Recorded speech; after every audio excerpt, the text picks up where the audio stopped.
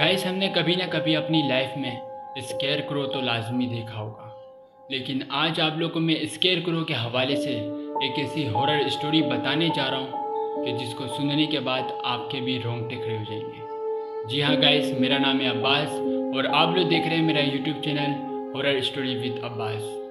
तो guys, story शुरू करने से पहले वो लोग जिन्होंने अभी तक चैनल को सब्सक्राइब नहीं किया, उनसे लाजमी रिक्वेस्ट है कि वो चैनल को सब्सक्राइब लाजमी करें। और अगर आप लोगों को वीडियो पसंद आए तो वीडियो को भी लाइक लाजमी करें, ताकि आपके लिए इस तरह बेहतरीन वीडियोस बनाते रहें। तो गाइस, चलते हैं स्टोरी की तरफ। बिजुका द स्केयर क्रो। 9 साल का राजेश अपने वालिद के साथ एक गांव में रहता था। चंद साल पहले ही उसकी वालदा, जो उसकी एक बेहतरीन दोस्त थी, उनका किसी वजह से इंतकाल हो गया। कहते थे कि उनको कोई बीमारी थी जिसकी वजह से वो मर गई। वालदा के जाने के बाद राजेश अपने आप को बहुत ही अकेला महसूस कर रहा था। उसकी स्कूल में भी बहुत कम लड़कों से बनती थी।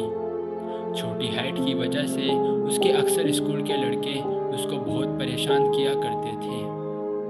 लेकिन उस रात राजेश की मुकम्मल ज़िंदगी बदल गई। उस दिन राजेश अपने स्कूल में लड़कों के साथ खेल रहा था। तभी कुछ लोगों ने उसको तंग करना शुरू कर दिया, जिनमें से एक लड़के के साथ राजेश की लड़ाई हो गई। राजेश वहाँ से लड़कर निकल तो गया, मगर वो लड़के हर जगह उसको ढूंढ रहे थे।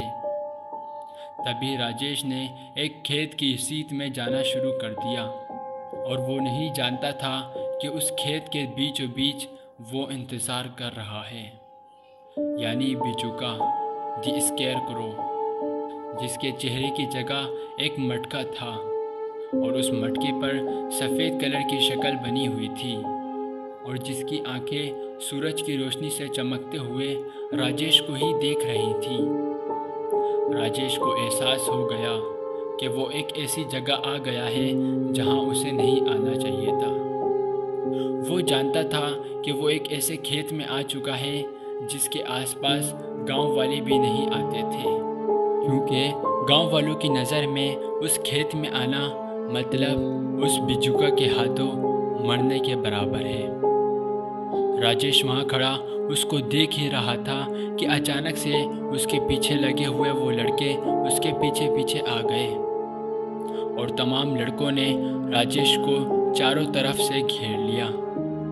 राजेश खौफ के मारे पिटने के लिए राज़ी हो गया, मगर उससे पहले उसने अपनी आंखें बंद कर ली और बहुत ज़ोर ज़ोर से रोने लगा। तभी उसने सुना कि बहुत तेज़ तेज़ लड़ने और झाड़ियों के हिलने की आवाज़ें आ रही हैं। राजेश ने जैसी आंखें खोली, उसके सामने वो लड़के नीचे ज़मीन पर गहरी चोटों के साथ गिरे हुए थे।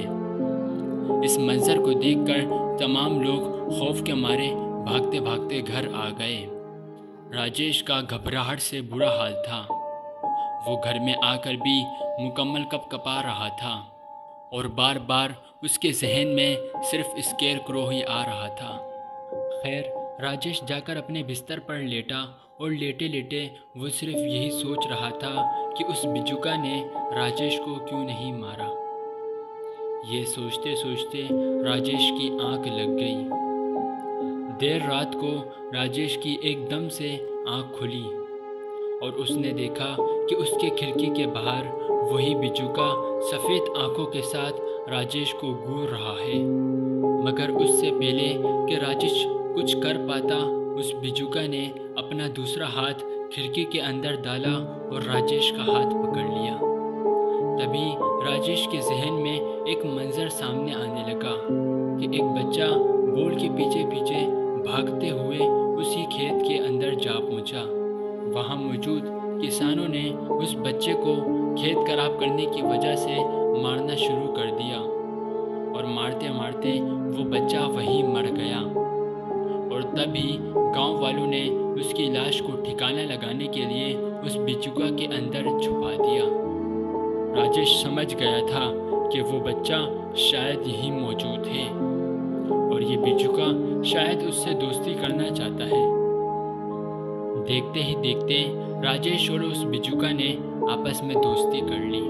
लेकिन वो हादसा जिसमें वो चारों बच्चे मरे थे, वो ये बात राजेश के वालिद तक पहुंच गई और तमाम गांव वाले एक जगह जाकर जमा हो गए और आपस में कहने लगे कि शायद वो बिजुका हमारे बच्चों को मारना चाहता है।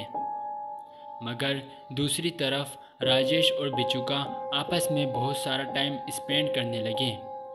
बिजुका अपने कमाल के करतब राजेश को दिखाता और राजेश उसके लिए नए नए कपड़े और तोहफे लेकर आता। चंद दिन बाद राजेश के जन्मदिन पर उसी तरह उसके क्लास वाले लड़कों ने उसका मजाक उड़ाना शुरू कर दिया। राजेश काफ़ी परेशान हो चुका था। तभी उसी दौरान एक लड़के ने राजेश की मरी हुई माँ का मजाक उड़ाना शुरू कर दिया। राजेश ये सुनकर बहुत ही ज़्यादा गुस्सा हो गया और इसी गुस्से की वजह से राजेश ने एक डस्टर उठाया और उस लड़के के सर पर दे मारा और वहाँ से भाग गया। मगर उस लड़के के सर से बहुत खून बह रहा था। राजेश भागता हुआ डर के मारे स्कूल के पीछे जाकर छुप गया। मगर उस रात कुछ ऐसा हुआ जिसने तमाम गांव वालों को हिलाकर रख दिया।